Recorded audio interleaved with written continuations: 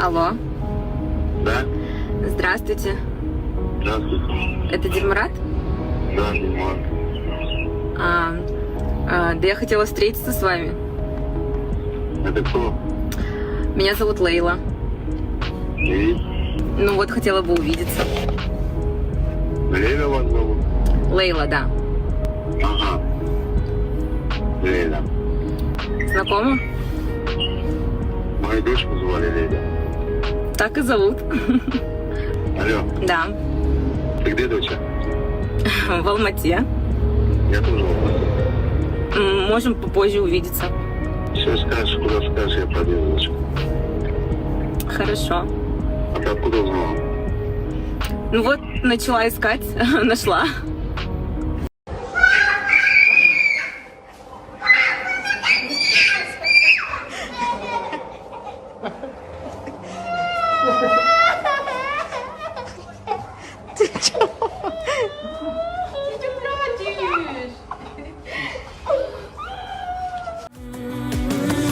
Dilegim atam, diregim atam, ben solukta uzak yaşaşı.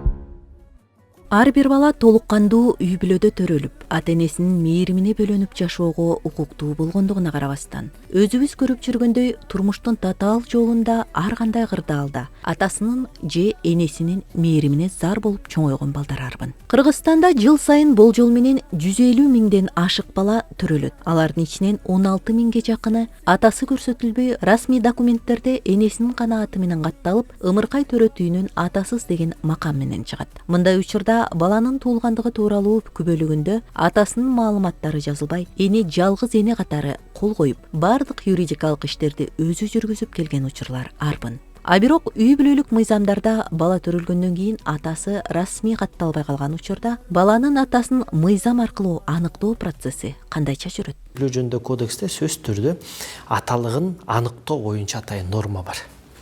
Бүгүнкү күндө сөзсүз аталыгын аныктоону эки эле процесс менен жүргүзүлөт. Энеси ушул баланын атасы ушу киши деп арызга көрсөтүп, ошол киши макулдугун берген учурда баланын туулгандыгы күбөлүгүндө ошол атасы деген ошол киши жазылат. Ошол эле учурда эгер бүгүнкү күндө ошондой жазылбай, бирок ошол эле учурда атасы экенин өзү билген учур боло турган болсо, анда сот аркылуу соттун чечими менен аталыгын аныктаса болот. Анан ошол учурда качан гана атасы аталыгын аныктагандан кийин анан баланын туулган тууралуу күбөлүгүндө атасы деген жерге атасы жазылат.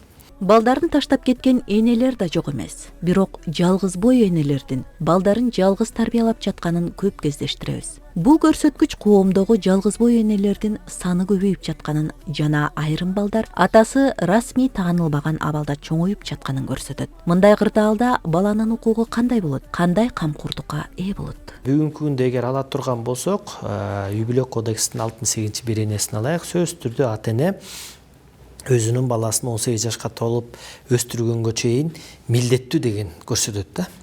Тарбия билим берип, өстүрүп, чоңойтуп, ошол нерсени кылган бул ата эненин милдети деп. Эгер жанакы учурда баланын туулган тууралуу күбөлүгүндө энеси жазылып кала турган болсо, анда бүгүнкү күндө ошол укуктун баары энесине гана берилет да. Эгер ошол учурда энеси атасы деген жазыла турган болсо, анда ушул укуктун баары ошол ата энесине берилет да. Экөө тең бүгүнкү күндө бирдей тарбия бергенге, бирдей баланын өсүшүнө, аң сезимине кошкон салым бирдей болуш керек да. Ошол учурда эле анан балага керектүү нерсе чечилген нерсенин баары ошол ата энесинин уруксаты менен, макулдугу менен жүргүзүлөт да. Мисалы ошол эле баланын мектепке барышы сөзсүз ата энесинен кол коюш керек. Бала паспорт ала турган болсо сөзсүз түрдө кол коюш керек. Эгер бала кандайдыр бир ар кандай бир олимпиада, конкурстарга катышуу менен чет өлкөгө чыкса, ата эненин уруксаты болуш керек. Ошондойлордун баары бүгүнкү күндө бирдей укукка ээ болот да. Ошол себептен бүгүнкү күндө аталыгы ошо үй бүлө жөнүндө кодекстин нормасы менен жүргүзүлүп келет да. Бүгүнкү күндө аталыкты коргоо темасы барган сайын актуалдуу болуп жатат. Анткени бала тарбиясында эненин гана эмес, атанын да орду абдан чоң. Ошондуктан коомдо атанын жоопкерчилигин, кадыр баркын жана ролун сактоо маанилүү маселелердин бири болуп эсептелет. Өзүңүздөр билгендей эле былтыр 2024-жылы эне күнүн, ата күнүн белгилөө боюнча атайын мыйзам чыккан. Ошо мыйзамга ылайык министрлик тарабынан бул күндү өткөзүү боюнча чоң ар кандай жерлерде иш-чаралар өткөзүлгөн. Эми бунун негизинде жалпы республика боюнча ушул ишти өркүндөтүү менен ушул сактуу жумуштар жүргүзө берет деген ишеништемин. Ата үй бүлөнүн тиреги, баланын эң биринчи коргоочусу жана тарбиячысы. Ал үй бүлөсүн коргоп, балдарына жол көрсөтүп, турмуштун кыйынчылыгына туруштук берүүгө үйрөтөт. Көпчүлүк учурда энелерди даңктап, эмгегин баалап келебиз. Аталар көмүскөдө калгандай. Мунун да албетте жүйөлүү себептери бар. Коомдук ишмер Нуржигит Кадырбеков айткандай, апа баласын алдына көтөрөт. Ошондуктан бала апасынын бардык эмгегин көрөт. Ата артына көтөрөт. Анын эмгеги көмүскөдө калып калгандай боло берет. Аталарыбызды дайыма даңктай бербесек да, алар биздин таянычыбыз, тирегибиз, аска тообуз. Аларды көбүнчө сууга чөкпөчүдөй, отко күйбөөчүдөй бир укмуш баатыр көрөбүз. А бирок атаны кимден, эмнеден коргойбуз? Эми бул дүйнөдө бардыгы убактылуу. Бала кезде атабыз идеалдуу көрүнөт, терминатор көрүнөт. Сиз айткандай, отко салсаң күйбөс, сууга салсаң чөкпөс көрүнөт, сынбас көрүнөт. Бирок жаш өткөн сайын биле баштайсың, ата деле жөнөкөй эле адам экен. Ал деле алсыз. Кудай бетин ары кылсын, бир вирус кирип кетсе, жаш кезде эле коргошко туура келип калат, кызмат кылышка туура келип калат. Бирок жаш өткөндө карыганда баарыбыз муктажбыз. Бирөөлөрдүн жардамына, колдоосуна. Ошон үчүн Тулпар тушунда дейт, күч болуп турган мезгилде жашоо башка, бирок адам алдан күчтөн таят, ал мезгилдеги жашоо башка. Ошон үчүн жакшы бала чыкса деп ар бир адам тилек кылат экен да. Мен карыганда караса, мээримдүү болсо, күйүмдүү болсо деп ушул жагы бар. Экинчиден, ата деле билбейм, мамлекет тараптан, коом тараптан мындай түшүнүүгө муктаж да. Жок дегенде түшүнүүгө муктаж. Мектептен дегенде бала үчүн ата баарын кылат, бирок бала ата үчүн канча нерсени кылат, ал белгисиз. Бала үчүн ата биринчи орунда турбасы белгилүү, бирок ата үчүн бала биринчи орунда турат да. Ошон үчүн биз эрезеге жетсин деп, эркелетип өссүн деп кыйналса да, муктаж болсо дагы бүт өтүлүбүздү мойнубузга алып келип атат. Ошону жок дегенде түшүнүп коюу деле бул аталыкты коргоо. Жок дегенде рахмат айтып коюу деле аталыкты коргоо. Адамга рахмат айтпаган Аллага рахмат айтпайт деп коет. Ошон үчүн ата-эненин жакшылыгын билген адам башканын жакшылыгын сөзсүз билет да. Бирок ата-эненин жакшылыгын билбеген адам ал башканын деле жакшылыгын билип түшүнбөйт. Ошон үчүн ушул өңүтүн алганда бул конвенциянын мааниси абдан терең деп эсептейм. Муну түшүнүп, амал кылып, ата-энелерди сыйлаш бул өтө маанилүү маселе деп эсептейм. Акыркы мезгилде көбүнесе айымдар жан далбастап өнүгүүнүн үстүндө жүргөндөй. Анткени билимдүү эне билимдүү баланы тарбиялайт. Бул турган нерсе. Бирок көпчүлүк курс, тренинг дейбизби, айымдарга гана ылайыкталып чыгып жаткандай. Мырзаларгачы? Негизи бул нормалдуу эле нерсе, анткени ата болгону уулду тарбияласа, эне бүткүл улутту тарбиялайт экен да, эне коомду тарбиялайт экен. Эни ички тон дейт. Мисалы, мен деле кече мектепке бардым. Чын айтсам, кызымдын кайсы класста окуганын деле билбейт экенмин да. Телефонун айтып койдум, мына класста барып жолугасы депчи. Биз мындай үстүртөн жалпы жонунан карайт экенбиз, а эне деталдуу ар бир майда чүйдөгө чейин карайт экен да. Анан эне жакшы, баланын баары жакшы дейт. Ата жакшы, баланын бири жакшы деген бир сөз бар да. Ошон үчүн энелердин окуп атканы, энелердин билим алып атканы бул өтө жакшы нерсе. Бар энеге тартып кетет.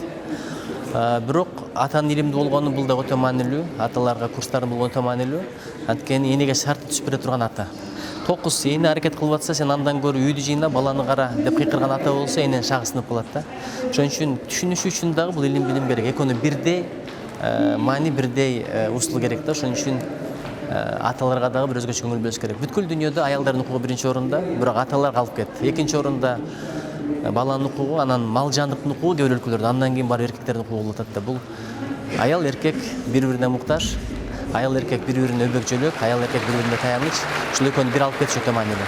Адистердин айтымында балага атанын көңүл буруусу анын психологиялык жана моралдык өнүгүүсүнө түздөн түз таасир этет. Ата баласы менен сүйлөшүп, анын ойлорун угуп, колдоо көрсөтүп турса, бала өзүнө ишенимдүү болуп өсөт. Ошондой эле атанын тарбиясы уул баланы эр азамат кылып, кыз баланы корголгон, бааланган инсан катары калыптандырат. Мына ошондуктан коомдо атанын ролун жогору баалоо, аталык жоопкерчиликти күчөтүү жана үй бүлөдөгү ынтымакты сактоо маанилүү. Аталык бул жөн гана ата болуу эмес, бул чоң милдет, жоопкерчилик жана сүйүү.